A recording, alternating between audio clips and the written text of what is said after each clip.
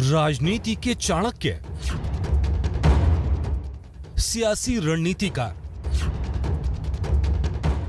बड़े बड़े नेताओं को जीत का फार्मूला सुझाने वाले जादूगर। जो भी कहेंगे पीके के नाम के साथ कामयाबी अपने आप जुड़ जाती है। लेकिन दूसरों के लिए सियासी रणनीति बनाने वाले पीके के मन में अब कुछ और है।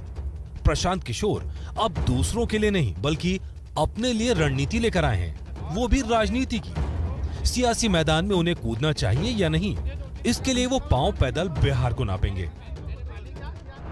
2 अक्टूबर से मैं स्वयं पश्चिमी चंपारण गांधी आश्रम से 3000 किलोमीटर की पदयात्रा शुरू करूंगा।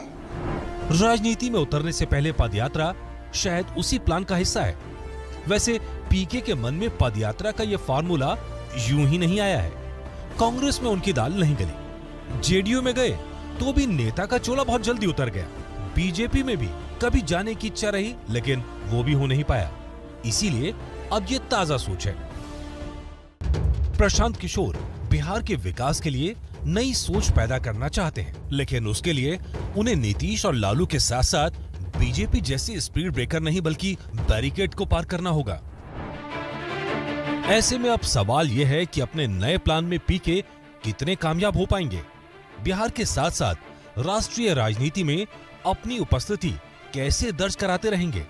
एबीपी न्यूज के स्पेशल शो प्रेस कॉन्फ्रेंस में वो देंगे इन्हीं सब मुद्दों का जवाब। नमस्कार, मैं हूं सुमित अवस्थी। आप सबका बहुत बहुत स्वागत है एबीपी न्यूज के इस नए और खास कार्यक्रम में, जिसका नाम है प्रेस कॉन्फ्रेंस। प्रेस कॉन्फ्रेंस का नया सीजन लेकर हम आपके सामने हाजिर हैं। हर हफ्ते हम एक नई शख्सियत को लेकर आपके सामने पेश होंगे और कोशिश होगी कि वो तमाम सवाल जो आप जानना चाहते हैं वो मैं और मेरे कुछ साथी जो यहाँ मौजूद रहेंगे वो सवाल उस शख्सियत से पूछ सकें। तो पहला एपिसोड है, तो पहले एपिसोड में पहली बड़ी शख्सियत आनी चाहिए और जो बड़ी शख्सियत इस वक्त हमारे साथ मौजूद है वो किसी परिचय की मोहताज नहीं है। बीते कुछ महीनों से डिजिटल पे वो छाई हुई है, टीवी चैनल्स पे छाई हुई है, अखबारों में छाई हुई है, जिसका नाम है प्रशांत किशोर। स्वागत है आपका प्रशांत किशोर जी। प्रशांत जी चुनावी रणनीतिकार हैं और अब मैं ये कह सकता हूँ कि रणनीति बनाते बनाते इन्होंने अपने लिए भी एक रणनीति बना ली है, क्योंकि नेता बनने जा रहे हैं।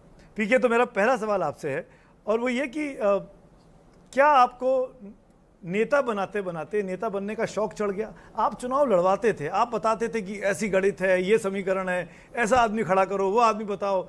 सब पार्टियों को आपने सलाह दे दी, सबसे सीख लिया, सबकी कमजोरियां पता कर ली, अब मैं जाता हूं, मैं नेता बनता हूं। नहीं जी, देखिए पहली बात तो ये है कि नेता तो समाज और लोग ही बनाते हैं। कोई किसी को, हम जैसे व्यक्ति तो किसी को नेता बिल्कुल ही नहीं बना सकते हैं। ये तो बिल्कुल हाईली ओवररेटेड बात है कि हम लोग किसी को नेता बनाते हैं। जब नेता बने हुए हैं, पार्टियां बनी हुई हैं, वो उनका एक प्रयास है, लोग उनको जिताते हराते हैं, हम लोग उसमें कहीं जो कुछ अवसर पे उनके भागीदार हो सकते हैं। On the margin we can contribute something in form of them being a bit more organized, them being a bit more efficient in their effort. जहाँ तक मेरे अपने जर्नी का सवाल है, तो जैसा मैंने बंगाल और तमिलनाडु के चुनावों के परिणाम आने के दिन 2 मई 2021 को बताया था कि मैं अब वो काम 10 साल वो काम करने के बाद उस चीज़ से अपने आप को मुक्त कर रहा हूँ, आगे वो काम उस फॉर्म में नहीं करूँगा। फिर 1 साल का समय अपने लिए मैंने लिया ये सोचने के लिए कि आगे मुझे क्या करना चाहिए, और अंततः सारे सलाह मशवरे सोच विचार के बाद ये तय किया है कि अपने राज्य बिहार में जाकर वहाँ पर एक प्रयास करें। उसी के तहत आप देख रहे हैं कि जो मैंने घोषणाएं करी हैं पिछले 2-3 दिनों में कि वहाँ जाना है और जनता से जाकर बातचीत संवाद स्थापित करना है और उनसे बात करके तय करेंगे कि आगे का रास्ता क्या होगा। आपने भी वही फॉर्मूला अपनाया जो अमूमन हर पार्टी अपने लॉन्चिंग के साथ अपनाती है। फॉर एग्जाम्पल, आप जब प्रेस कॉन्फ्रेंस पटना में कर रहे थे, आपके पीछे बापू की तस्वीर थी। बापू सबसे बड़े आइकन बन गए हैं नेताओं की मार्केटिंग इमेज बनाने के लिए। इस देश में बापू का इस्तेमाल सब ने किया। मैं सबसे पुरानी पार्टी से लेके सबसे नई नवेली पार्टी तक की बात कर रहा हूँ, पर बापू के पदचिन्हों पर कोई चल नहीं पाया। बापू को बेचा सबने, पर बापू के रास्ते पे चला नहीं। मैं कैसे मानूं प्रशांत किशोर, जो तमाम राजनीतिक पार्टियों को सलाह देते आ रहे थे, जिनकी बिना सलाह की बिना पर वो चुनाव जीतते आए या हारते आए, जैसा भी हुआ, वो बापू के रास्ते पर ही चलेंगे? नहीं, पहली बात तो यह है कि मैं आपकी इस बात से इत्तेफाक नहीं रखता हूं कि पार्टियां बापू का इस्तेमाल कर रही हैं। मेरी सोच तो यह है कि बापू का इस्तेमाल नहीं हो रहा है। उनके अगर मार्केटिंग के हिसाब से भी आप देख लें तो भी नहीं हो रहा है। जिस पार्टी को उन्होंने बनाया, जिस विचारधारा को उन्होंने आगे बढ़ाया, वो लोग भी बापू को इतने जितना उनका इस्तेमाल, अगर आप इस्तेमाल शब्द का इस्तेमाल करना चाहते हैं, वो भी उनका इतना यूज़ नहीं कर रहे हैं। तो आप करेंगे? नहीं, आप कैसे करेंगे? मुझे ऐसा लगता है कि महात्मा गांधी से बढ़ के आज इस देश में कोई आज तक ना कोई बड़ी शख्सियत, राजनीतिक शख्सियत कोई आया है, ना आने वाले कई दशकों और तक आएगा।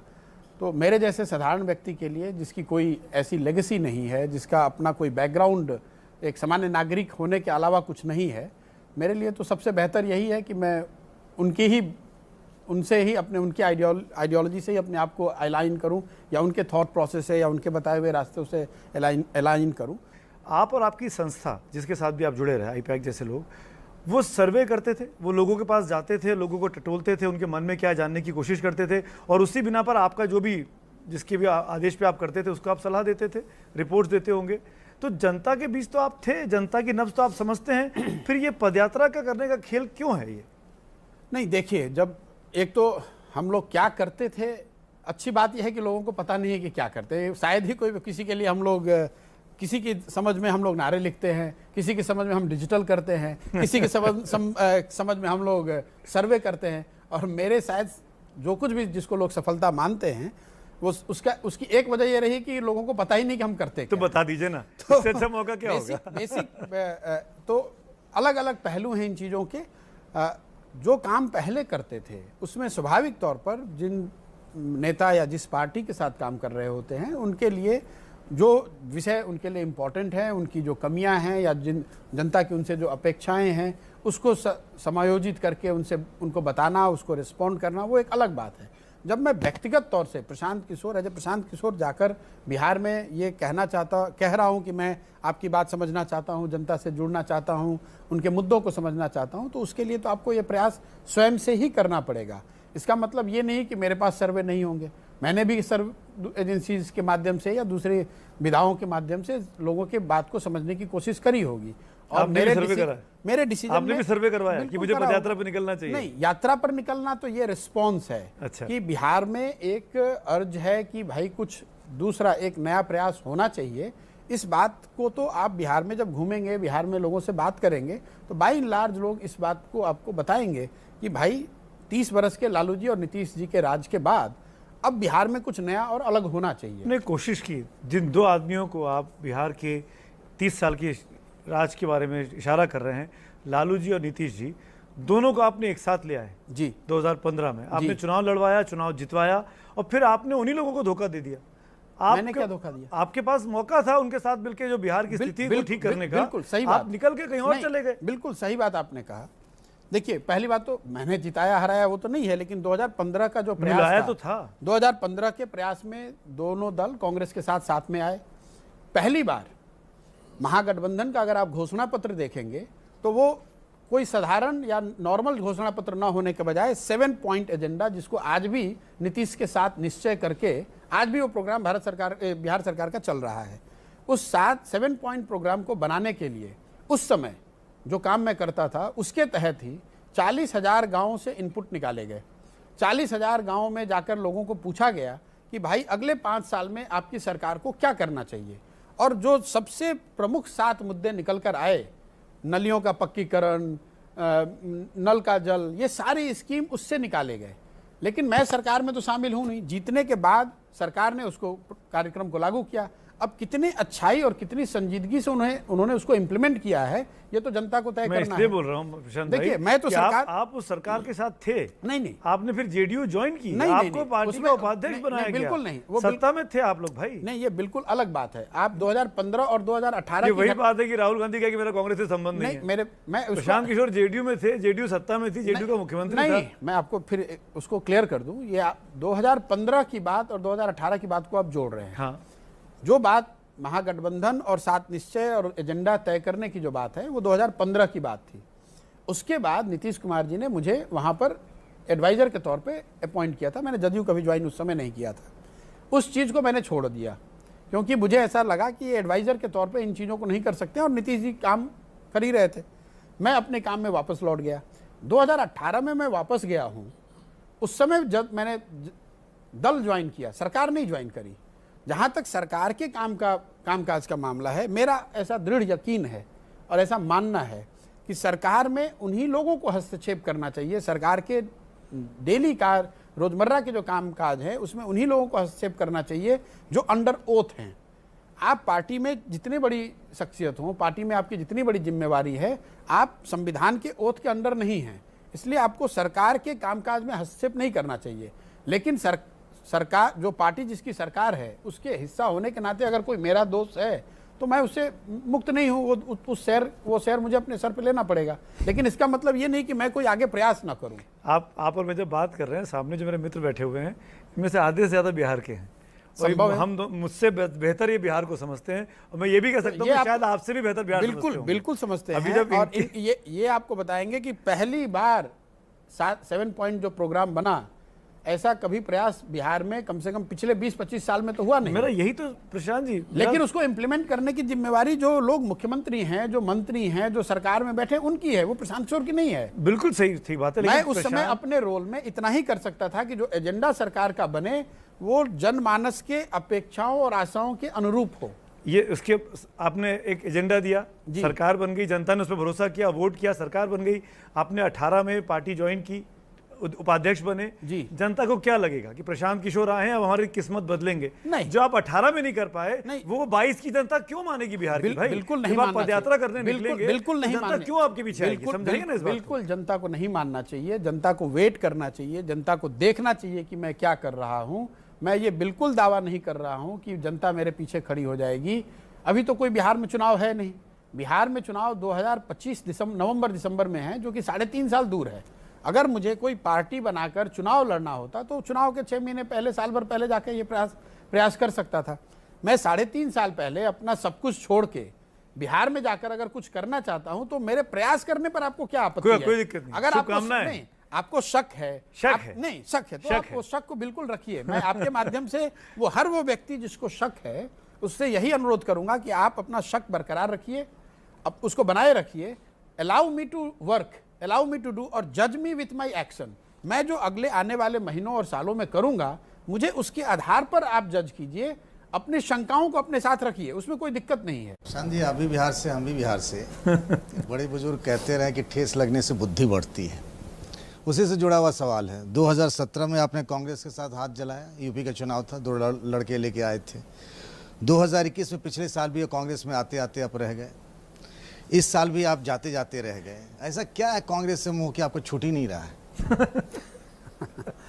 देखिए, कांग्रेस में आने जाने की बात नहीं है, ये कांग्रेस का बड़प्पन है या कांग्रेस के लीडरशिप का बड़प्पन है कि मेरे जैसे साधारण व्यक्ति को, बिहार से आए हुए, कोई मेरी राजनीतिक पृष्ठभूमि नहीं है, मुझे बुलाकर अगर मेरे से कोई बात कर रहा है तो मैं उसको ना तो नहीं कह सकता हूँ।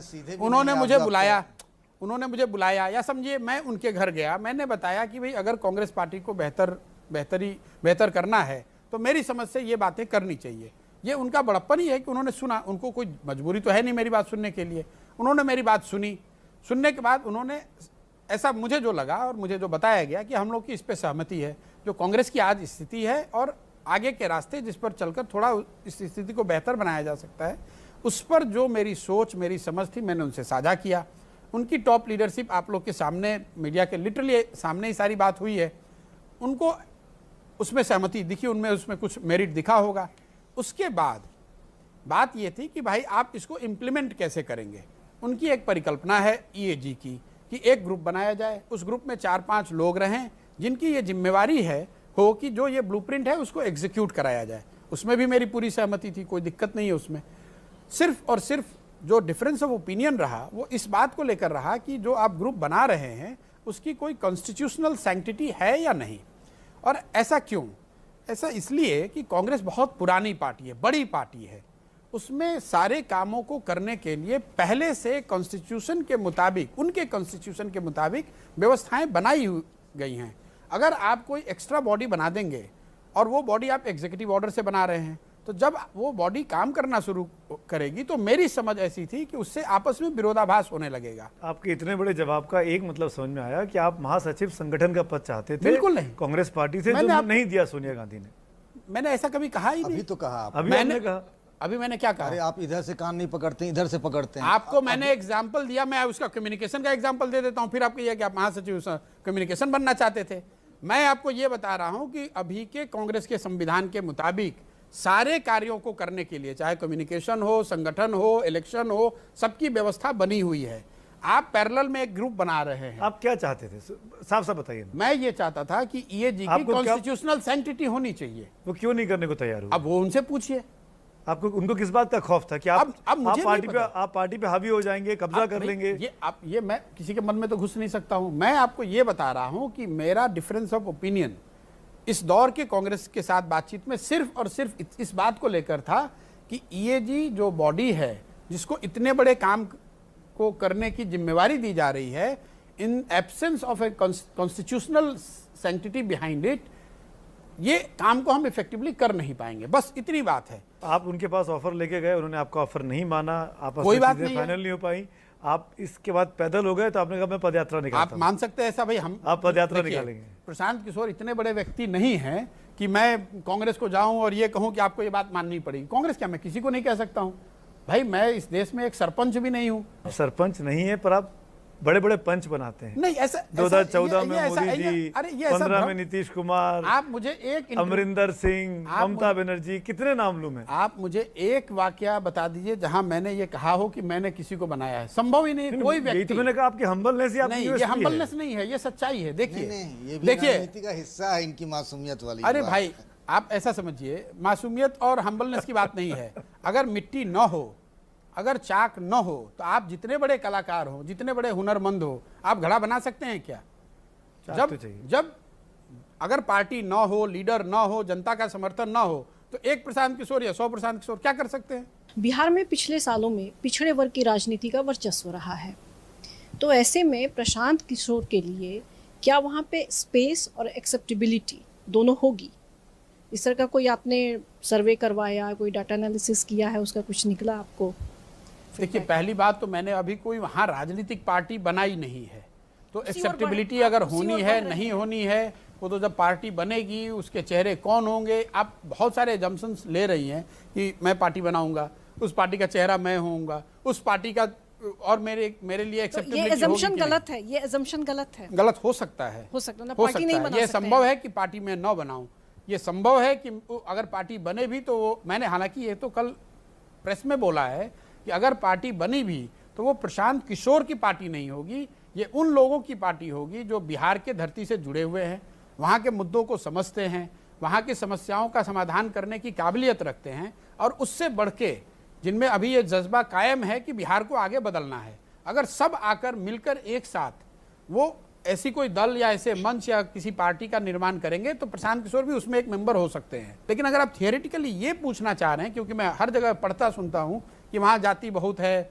वहाँ तो जाति के आधार पर ही वोट होता है, मैं आपके दर्शकों को ये बताना चाहता हूँ ये बिल्कुल गलत बात है। बिहार में उतनी ही जाति है जितनी दूसरी राज्यों में जाति रेलेवेंट है पॉलिटिक्स के हिसाब से। ये ऐसा लगता है लोगों को कि बिहार, उत्तर प्रदेश, मध्य प्रदेश में जाति का रोल ज़्यादा है, तमिलनाडु, आंध्र प्रदेश में कम है। ऐसी बात, पहली बात तो है नहीं, ये पूर्वाग्रह को दिखाता है। दूसरी बात, अगर आप एग्जाम्पल लेकर देखेंगे, बहुतेरे अगर स्टेट इलेक्शन आफ्टर इलेक्शन में आपको बता सकता हूं जहां पर लोगों ने जातियों से ऊपर उठकर वोट किया है। दूसरा सवाल मेरा है जो कि राष्ट्रीय राजनीति से जुड़ा हुआ है। आप कांग्रेस के पास उसका रिवाइवल प्लान लेकर गए, तो जाहिर सी बात है आपने डायग्नोसिस भी किया होगा कि क्या दिक्कतें हैं। जो आपने किया उसके बाद क्या आपको ऐसा लगता है कि कांग्रेस आगे आने वाले दिनों में अपने पुराने रूप में लौटेगी और एक विकल्प के रूप में सामने आ पाएगी? और अगर ऐसा नहीं होता है तो फिर जो जॉइंट अपोजिशन है एक तरह से, उसमें कौन सा एक ऐसा कोई चेहरा है आपके नज़रिए से जिसकी कि पैन इंडिया एक्सेप्टेबिलिटी हो और जो एक विकल्प दे सकता है 2024 में? देखिए, पहला जो कांग्रेस के साथ जो मेरी बातचीत हुई या जो भी मैंने ब्लूप्रिंट या जो भी अपनी समझ उनके साथ साझा करी, वो किसी एक चुनाव के नज़रिए से नहीं है। उसका पूरा आधार ये था कि आने वाले कुछ वर्षों में, 5, 7, 10 वर्षों में कांग्रेस को मजबूत कैसे किया जाए। अगर राजनीतिक दल के तौर पर कांग्रेस मजबूत होगी तो स्वाभाविक है कि उनको इलेक्शन में भी उसका फायदा होगा। लेकिन पूरा जो ब्लूप्रिंट है या जो पूरी सोच जिसको साझा करा गया है, उसका आधार ये नहीं था कि आप गुजरात कैसे जीतेंगे, कि 2024 कैसे जीतेंगे, कौन चेहरा बनेगा, कौन चेहरा नहीं बनेगा। वो सिर्फ और सिर्फ इस बात पर था कि कांग्रेस अपने आप में अपने को कैसे मजबूत कर सकती है और उसके लिए उनको किस तरह के क्या क्या प्रयास करने होंगे। आपने सवाल का जवाब नहीं दिया। विकल्प बन सकती है क्या? कांग्रेस की जो सोच है और कांग्रेस का जो स्पेस है वो इस देश में इतनी आसानी से खत्म नहीं होने वाला है। अगर आप मेरे से पूछेंगे तो शायद कई वर्षों तक, कई दशकों तक खत्म नहीं होगा। इसका मतलब ये नहीं कि कांग्रेस प्रेजेंट फॉर्मेशन में कंटिन्यू करती रहेगी। अगर वो अपने आप को नहीं सुधारेंगे या जनता के आशाओं अपेक्षाओं के अनुरूप नहीं काम करेंगे तो संभव है कि ये फॉर्मेशन ना रहे। लेकिन कांग्रेस की जो सोच है या जो आइडियोलॉजी है, जिस स्पेस को वो रिप्रेजेंट करते हैं, वो तो डेमोक्रेसी में हमेशा रहेगी। जब तक इंडिया में मल्टी पार्टी डेमोक्रेसी है तब तक कांग्रेस की सोच या उनकी आइडियोलॉजी और उस स्पेस की जगह है। क्या कांग्रेस का गैर गांधी अध्यक्ष एक सक्सेस फार्मूला हो सकता है, एक रास्ता हो सकता है? देखिए, जो बातें मैंने उनको प्राइवेट में बताई हैं उसको मैं पब्लिकली डिस्कस नहीं करूंगा, कभी नहीं करूंगा। मुझे नहीं पता आपने क्या बताया। अगर आप थियोरेटिकली ये पूछ रहे हैं तो कांग्रेस का अगर आप इतिहास देखेंगे 120 साल से ज्यादा का, तो ज्यादातर समय में तो नॉन गांधी उसके प्रेसिडेंट रहे हैं। तो थियोरेटिकली बिल्कुल कांग्रेस में कोई नॉन गांधी प्रेसिडेंट हो सकता है। देखिए, कुछ रीजनल पार्टीज को छोड़ दें तो ज्यादातर जो पार्टियां वो किसी एक व्यक्ति विशेष की पार्टियां नहीं हैं। कांग्रेस किसी एक व्यक्ति या किसी एक परिवार की पार्टी नहीं है। ये ठीक बात है कि उसका नेतृत्व एक परिवार या एक परिवार के पास लंबे समय से है, लेकिन Congress belongs to the nation. Congress किसी एक परिवार की पार्टी नहीं है। तो ये कहना कि हमेशा के लिए एक परिवार के पास ही रहेगा, पहले भी नहीं था और ये संभव है कि आगे न रह भी सकता है, नहीं भी रह सकता है। ये डिपेंड करता है कि उस परिवार की या उस जो अभी की लीडरशिप है उसको उस दल के लोग कितना स्वीकार करते हैं और कब तक स्वीकार करते हैं। आप लंबे वक्त से चुनावी रणनीति के कार के तौर पर काम कर रहे हैं। इस दौरान आपने इस देश के वोटर के मूड को, मिजाज को किस तरीके से बदलता हुआ महसूस किया? क्या उसकी प्राथमिकताएं बदली? देखिए, प्राथमिकताएं जो हैं वो तो डायनेमिक सिचुएशन है। वो जो सिचुएशन आज देश में है उसके हिसाब से आज की उनकी प्राथमिकताएं तय होंगी। 2 बरस के बाद वो सिचुएशन बदल सकती है, तो स्वाभाविक है कि वो हमेशा ही बदलता रहेगा। ये उसमें तो कोई दो मत है नहीं। अब अगर एक विषय को अगर आप उठाकर पूछेंगे कि जो पहले प्राथमिकता थी वो आज है कि नहीं, तभी मैं उसका जवाब दे पाऊंगा। बेरोजगारी, क्योंकि ये वो मुद्दे थे जो 2014 में खूब गूंजते थे। तो आज भी वो मुद्दा इतना ही बड़ा है। तो विपक्ष उसे आज के दौर में भुना क्यों नहीं पाता? इसलिए नहीं भुना पा रहा है कि उसके साथ साथ बीजेपी ने एक बहुत मजबूत उनका जो नैरेटिव है, जो हिंदुत्व, राष्ट्रवाद और लाभार्थी, जो individual and house hold level के बेनिफिट हैं, इन तीनों को जोड़कर एक उन्होंने बहुत बड़ी एक पावरफुल नैरेटिव बनाई हुई है, जिससे कि अगर कुछ परेशानी वाले जो मुद्दे हैं इसको वो इफेक्टिवली ब्लंट कर पा रहे हैं।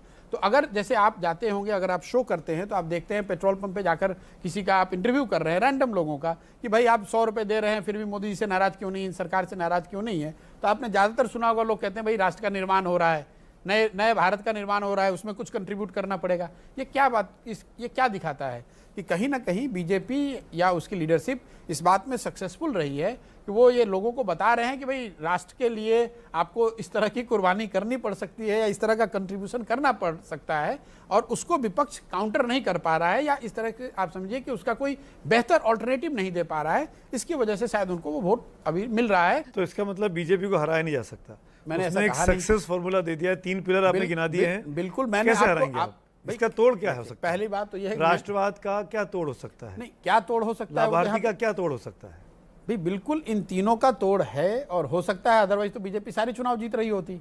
बीजेपी सारे चुनाव तो जीत नहीं रही है। लोगों ने बीजेपी को कई राज्यों में हराया है, बीजेपी को 40% वोट मिल रहा है।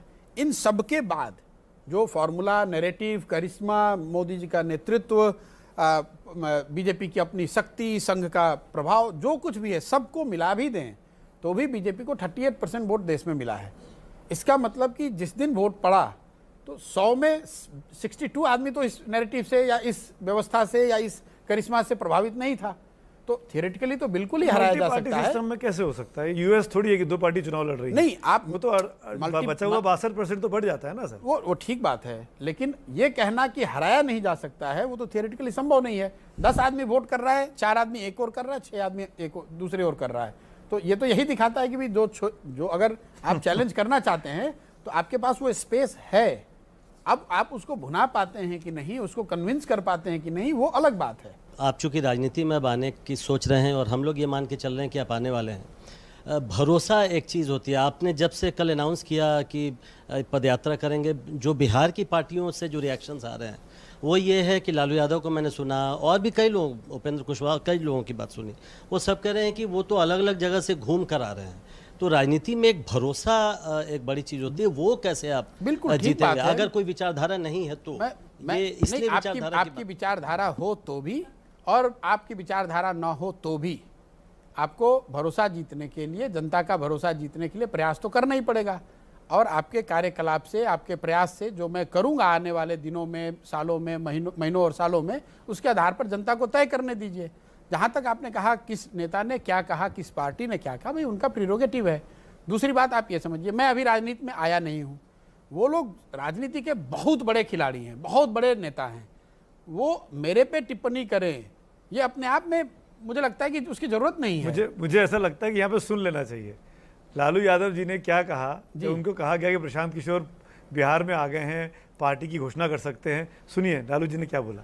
Sir Prashant Kishor party launch कर रहे हैं बिहार में, राजनीति में आ रहे हैं, उम्मीद है कि सारे देश से घूम आए हो, सब जगह से लौटा दिया जो अब वहीं पहुंचे हैं यहाँ उनका कोई ठिकाना नहीं रहेगा। बिल्कुल लालू जी ने ठीक कहा कि सारे देश, मैं उसका जवाब दे रहा हूँ। लालू जी इतने बड़े नेता हैं, पहली बात वो कुछ भी कह सकते हैं, मुझे उसमें कोई गुरेज नहीं है और मेरे जैसे व्यक्ति के लिए उस पर टिप्पणी करना ठीक नहीं है। लेकिन अगर उन्होंने कहा पूरे देश से घूम कर आए हैं तो ये तो अच्छी बात है। कम से कम मुझे पूरे देश का एक्सपोजर है, मैंने देखा है, समझा है, चीज़ों को समझने का प्रयास किया है। पूरे देश में घूमकर चोरी तो की नहीं है। अपनी क्षमता पे, अपनी ताकत, अपनी बुद्धि, अपनी शक्ति से कुछ करने का प्रयास किया है। संभव है आप उसको पसंद करते हैं, संभव है आप उसको पसंद न करें, लेकिन मुझे कोई विरासत में चीज़ तो मिली नहीं है। मैंने अपनी ताकत से, अपनी बुद्धि से कुछ किया। आपको अच्छा लगे मानिए, नहीं अच्छा लगे कोई बात नहीं है। और आगे क्या होगा वो तो बिहार की जनता तय करेगी, कोई वहां का नेता तो तय कर नहीं सकता है। थोड़ा सा तलखी दिख रही है अरे लालू जी के लिए। नहीं बिल्कुल नहीं, मैं आप लालू जी और मेरे में कितना मधुर संबंध है ये बिहार में के पत्रकार जो है ये बताएंगे आपको कि बहुत कम ऐसे लोग हैं जो लालू जी के साथ इस तरह का बेहतर संबंध है। पूरे देश देखा है, वो ठीक बात, घाट घाट का पानी पी लिया, क्या मिला, यही आना पड़ा ना। ठीक बात है, उनका नजरिया है, उसका सम्मान है, उनका मुझे ये बात बताता है कि भाई चुनौती बड़ी है और लालू जी को के बयान को मैं फीडबैक के तौर पे लेता हूँ। अगर राजनीति में आते हैं तो आपकी शुरुआत से ऐसा लग रहा है, पदयात्रा की शुरुआत, उसके बाद लोगों के कॉल पर राजनीतिक दल बनाने की शुरुआत जब भी होगी तो ऐसा लग रहा है आप क्षेत्रीय राजनीति में पड़ रहे हैं, जबकि आपके पास विकल्प ये हो सकता था कि आप देश भर में कांग्रेस का जो स्पेस है जो कि वो खोती जा रही है उसको ऑक्यूपाई कर पाएँ। तो क्षेत्रीय राजनीति में क्यों पड़ रहे हैं आप, जबकि आपने देखा है इतिहास के जो क्षेत्रीय राजनेता हुए भी तो वो एक राष्ट्रीय पहचान अगर बना भी पाए तो अपनी पार्टी को वो राष्ट्रीय स्तर पर नहीं पहुंचा पाए क्योंकि उनके ऊपर ठप्पा लग गया क्षेत्रीय नेता का। मैंने जो ट्वीट किया है मैंने ये कहा है कि शुरुआत बिहार से, मैंने ये नहीं कहा है कि ये बिहार में होगा, मैंने ये कहा कि इसकी शुरुआत बिहार से कर रहे हैं क्योंकि उस जगह को शायद मैं किसी दूसरे राज्य, दूसरे एरिया, दूसरे रीजन से बेहतर समझता हूँ। दूसरा मेरी ये समझ है कि जो अगर इस तरह का कोई प्रयास करना है तो वहाँ होना चाहिए जहाँ पर सुराज की, जहाँ सुशासन की, गुड गवर्नेंस की कमी अपेरेंट तौर पे किसी दूसरे एरिया से ज़्यादा है। तो Bihar is one of the most deprived, most poorest states of India. उसके लिए वो भी एक नज़रिया रहा है, वो भी एक फैक्टर रहा होगा ये डिसाइड करने में कि इसकी शुरुआत बिहार से कर रहे हैं। लेकिन आप जो बात कह रहे हैं वो ठीक है, अगर आप क्षेत्र की पार्टी या क्षेत्र के नेता बन जाते हैं तो आपके लिए ऊपर आना और राष्ट्रीय स्तर पर अपनी पहचान बना भी लें तो इलेक्टोरली सक्सेसफुल हो पाना मुश्किल है। ये बात से मैं सहमत हूं। तो आपने विकास के जवाब में इशारा कर दिया कि आप राष्ट्रीय स्तर पर प्रयास कर रहे हैं। अब ये शुरुआत बिहार से हो रही है, तो 25 के पहले 24 आ जाएगा। भाई मैंने इशारा नहीं किया, मैंने अपने ट्वीट में ही लिखा हुआ है शुरुआत बिहार से। ये बात मैंने अपने ट्वीट में ही लिखा हुआ है कि ये बिहार सेंट्रिक अप्रोच नहीं है, बिहार से शुरू हुआ, ऐसा ये अप्रोच जो बिहार से शुरू कर रहे हैं, but it's not Bihar centric. Prashant ji, चुनावी रणनीतिकार के तौर पर आपको जो पहचान मिली वो माना जाता है, कहा जाता है कि मोदी जी के विधानसभा चुनाव और फिर लोकसभा चुनाव के बाद मिली। ऐसा क्या हुआ कि अब कहा जाता है कि आपका बीजेपी से पूरी तरीके से मोह भंग हो गया या कहें मन खट्टा हो गया? नहीं, देखिए, मोह भंग वाली कोई बात नहीं होती है। उनके साथ काम किया, एक समय किसी एक विषय पे या कुछ विषयों पर ऐसा हुआ कि भी हम साथ में आगे नहीं चल सकते हैं, तो उनके लिए ये स्वतंत्रता है कि वो अपना रास्ता वो चुने, और मुझे मेरी स्वतंत्रता थी कि मैं अपना रास्ता चुनूं। और वो बात अभी 10 साल पुरानी हो गई। वो ठीक है, वो सक्सेसफुल है, बिना प्रशांत किशोर के बहुत सक्सेसफुल हैं। और मैंने भी अपने लिए जो जगह बनानी थी वो अपने लिए अपनी छोटी मोटी जगह बनाई हुई है। तो दोनों का हर समय साथ में रहना कोई ज़रूरी नहीं है। मैंने जितने दिन उनके साथ काम किया वो ईमानदारी से जो कर सकता था वो किया। उन्होंने मुझे, जब तक मैं उनके साथ काम कर रहा था, उन्होंने मेरे साथ कोई गलती करी नहीं। लेकिन आप साथ में चलकर दो व्यक्ति, दो संस्थाएं, दो सोच अलग अलग हो सकती है, उसमें कोई दिक्कत नहीं है। जो बात प्रतिमा ने छेड़ी है बीजेपी की, तो मुझे एक साउंड बाइट याद आ गई नीतीश कुमार जी की, आपके पुराने साथी की। जी, सुनते हैं क्या कहा था उन्होंने आपके बारे में। बहुत चर्चा है सर प्रशांत किशोर को लेकर, सर ट्वीट कर रहे हैं सुशील मोदी पर। एक सब लोग आजाद है अपना अपना राय रखें, समझ गए ना। एक व्यक्ति क्या चिट्ठी लिखे, क्या कि उस पर हम कह दिए, कोई ट्वीट कर रहा है तो ट्वीट करें, उसको क्या मतलब है। जब तक किसी की इच्छा रहेगी पार्टी में रहने की, रहेगा, कहीं जाना चाहेगा जाएगा। हम लोगों की पार्टी अलग किस्म की पार्टी है भाई। ये ट्वीट का हमारे यहाँ क्या मतलब है बताइए ना। सब हम लोगों का साधारण कैटेगरी के लोग हम लोगों के यहाँ हैं, आम लोग हैं। कोई इतने बड़े इंटेलेक्चुअल्स लोगों की वाली पार्टी तो ये है नहीं, बड़े लोगों वाली पार्टी। लेकिन भाई हम तो इज्जत देते हैं, हम तो सबका सम्मान करते हैं। लेकिन अगर इन सब चीजों में कोई बात है तो अपना अपना ओपिनियन, हमारे पार्टी को इन सब चीजों से कोई लेना देना नहीं किया जा रहा है। वो बीजेपी के नेता है, आपके सहयोग छोड़िए ना, अपना मतलब जहां जाए। अब वो आया कैसे भाई? हमको अमित शाह जी कहे ज्वाइन कराइए, ज्वाइन कराए।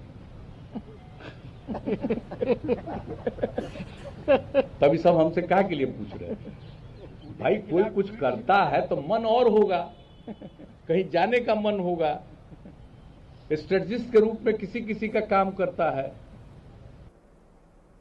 जी, अमित शाह के कहने पे गए थे भाई, ये तो नीतीश कुमार ही बता सकते हैं। और आपके सारे जो पत्रकार मित्र बैठे हुए हैं, आपको लगता है कि अमित शाह जिसके कहने की बात को नीतीश कुमार की आज ये ताकत है कि वो ना कह दें?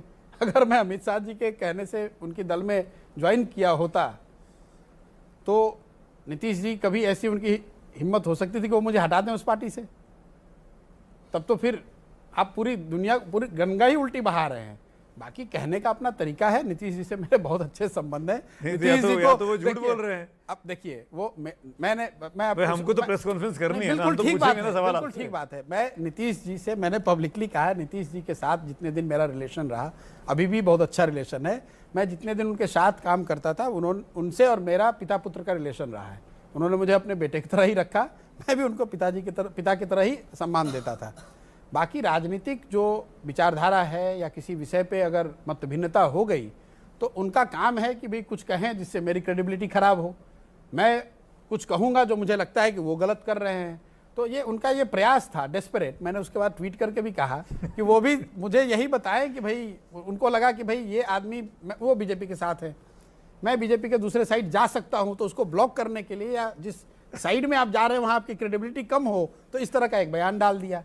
बाकी ठीक है, इसमें कोई दिक्कत नहीं। भगवान उनको और उनको मेरी ओर से खूब शुभकामना है। और उस समय 110 एमएलए के पार्टी थे, अभी 40 एमएलए की पार्टी है। हमको निकाल दिया तो बहुत अच्छा है, हमें तो क्या दिक्कत है। प्रशांत किशोर जहाँ थे वहीं हैं, मैं उस समय भी कुछ नहीं था, आज भी कुछ नहीं हूँ। क्या आपने राहुल गांधी के साथ बहुत करीबी से काम किया, फिर नए दौर की आप लोगों की बातचीत भी चली, क्या राहुल गांधी में मादा है कि वो नरेंद्र मोदी को चुनौती दे सके? अभी जब आप, इससे जुड़ा ही सवाल पूछ रहा हूँ, अभी जब आपकी इंटरेक्शन चल रही थी, इतनी बातचीत चल रही थी, उस दौरान, correct me if I am wrong, हमारी जानकारी है कि आपने पूर्णकालिक अध्यक्ष की भी बात की कि प्रेसिडेंट फुल टर्म का होना चाहिए। अगर आप पार्टी के साथ होते एज अ स्ट्रैटेजिस्ट, आपका पिक कौन होता उस पद के लिए, राहुल गांधी या प्रियंका गांधी, या फिर जैसा सुमित जी ने आपसे पूछा था कि किसी नॉन गांधी को इस क्राइसिस में, जब गांधी परिवार एकदम डिस्क्रेडिट हो चुका है, सत्ता दे देनी चाहिए? और फिर से उसका भी जवाब दीजिएगा कि राहुल गांधी में आपको वो मादा दिखता है कि नहीं। देखिए, किसमें मादा है और किसमें नहीं है, कोई एक व्यक्ति इंक्लूडिंग मी इसका जवाब देना मतलब बिल्कुल एक ओपिनियन है। जैसे ये तो देश की जनता ही तय कर सकती है कि किसमें मादा है और किसमें मादा नहीं है। तो इस मुद्दे पर अंदर बात हुई थी, इसका मतलब बिल्कुल बात हुई होगी। और मुझे किसी दूसरे इंटरव्यू में किसी ने पूछा आपकी पसंद क्या है, तो मैं उस बात पे आपको कह सकता हूं कि आज की परिस्थिति में अगर आप कहेंगे तो मुझे लगता है कि उनको सोनिया गांधी के साथ ही कंटिन्यू करना चाहिए। अक्सर ये कंट्रोवर्सी हो जाती है कि राहुल गांधी बड़े इनकंसिस्टेंट पॉलिटिशियन है, बड़े बड़े मसले होते हैं और वो विदेश चले जाते हैं। अभी 2 रोज़ पहले की बात है, एक तस्वीर बड़ी वायरल हो गई काठमांडू की। मैं आपसे पूछना इसलिए चाहता हूँ कि अगर आप स्ट्रैटेजिस्ट आज की तारीख में उनके होते तो क्या मौजूदा परिस्थिति में जो नरेंद्र मोदी नाम की चुनौती उनके सामने खड़ी है, क्या आप उनको ये सलाह देते कि इस तरह की तस्वीरें भारत की संस्कृति को देखते वो अवॉइड करनी चाहिए, या it's all good, no problem, carry on? मैं तो बड़ा खुश हूँ कि भाई मैं स्ट्रेटेजिस्ट नहीं हूँ उनके साथ। अभी विभाग हो गया, बात कर रहे हैं, कार्यक्रम के आखिरी पलों में हम आ चुके हैं। एक रैपिड फायर राउंड आपके साथ खेलना चाहता हूँ। आपको विकल्प नहीं, आपके पास 2 विकल्प मैं दूंगा, एक विकल्प को चुनना है, ठीक है? मैं स्किप कर सकता हूँ। अब आप मेहमान हैं तो मान लेंगे हम चाहेंगे नहीं कि आप स्किप करें। नरेंद्र मोदी या सोनिया गांधी, कौन बेहतर? किस चीज में? As a politician. भाई देखिए, जो अब फिर ये आपने रैपिड फायर रखा है तो मैं वो बोल नहीं सकता हूँ। किसी दूसरे देश की एक महिला का, इटली से एक महिला का आकर जिस तरह का प्रभाव या जिस तरह की औरा राजनीतिक शक्ति उन्होंने यहाँ देश में बनाई, वो अपने आप में बहुत बड़ा कमेंडेबल चीज़ है। मोदी जी जहाँ से आके एकदम बिल्कुल निचले स्तर से आकर और जहाँ पहुँचे, वो भी बहुत कमेंडेबल है। दोनों अलग अलग बात है, उन दोनों को कंपेयर करके बता पाना बहुत मुश्किल है। 2 किरदार के नाम ले रहा हूँ, उससे एक को पसंद करना, बताना है क्यों। चाणक्य या चंद्रगुप्त? चाणक्य। क्यों? उन्होंने बनाया। चंद्रगुप्त की अपनी सारी खूबियों और ताकत के बावजूद उनको बनाने वाले तो चाणक्य थे, तो उस हिसाब से चाणक्य। और मेरा ये पर्सनल प्रेफरेंस है, शायद गलत भी हो सकता है। अगला सवाल, बिहार या दिल्ली, कहाँ की राजनीति पसंद है? बिहार। राहुल या प्रियंका, कांग्रेस के लिए कौन बेहतर है? ये कांग्रेस को तय करना है।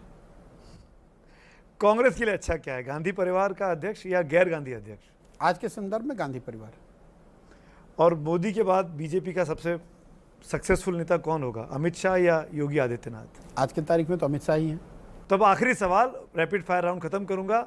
एक चीज सुनना पड़े, एक साथ अगर 2 लड्डू आपके पास आए, एक पे लिखा हुआ है बिहार का मुख्यमंत्री, एक पे लिखा हुआ है देश का प्रधानमंत्री, कौन सा उठाएंगे प्रशांत किशोर? आप बिहार की बातें कर रहे हैं। मैं वही कह रहा हूँ, दोनों को छोड़कर पानी के लिए भागेंगे पानी पीने के लिए भागेंगे। बहुत बहुत शुक्रिया प्रशांत भाई, आप आए, अच्छे से लेके बात की हम लोगों के साथ। तो प्रशांत किशोर के साथ तमाम वो सवाल, तमाम वो लंबी बातचीत आपने देखी, सुनी। उम्मीद करते हैं कि प्रेस कॉन्फ्रेंस का ये पहला एपिसोड आपको अच्छा लगेगा। और किन किन खास मेहमानों से आप मुलाकात करवाना चाहेंगे, मिलना चाहेंगे, हमको ज़रूर अपने फीडबैक दीजिएगा। और एबीपी न्यूज़ पर खबरों का सिलसिला लगातार जारी है। Thank you so much. Thank you so much for watching. Thank you.